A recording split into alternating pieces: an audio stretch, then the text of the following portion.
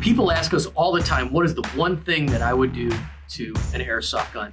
Well, the first thing that I would do is, first of all, buy an ANG. Don't get a gas gun. Second is I'd get a Gate Titan MOSFET. And at Mir Tactical, we have 3 different types of Gate Titan MOSFETs. First off, we have the Gate Aster, the less expensive of the 3.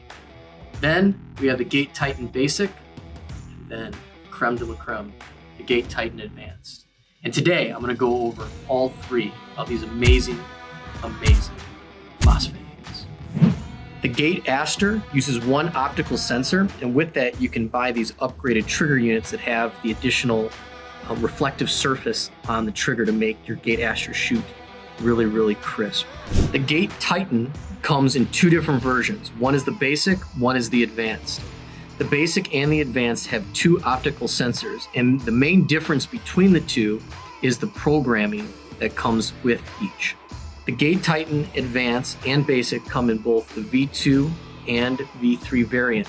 And some of the things that you can do on the Gate Titan Advances and Basics are pre-cocking, burst modes, diagnostic modes, trigger response, and a bunch of other features. Kind of like tuning your car, except this is an airsoft gun.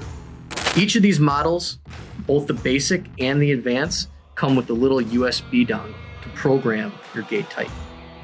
The Gate Titans make your trigger response extremely fast. If you want to slam that trigger to make your semi-automatic turn full auto, these are the kits that you want.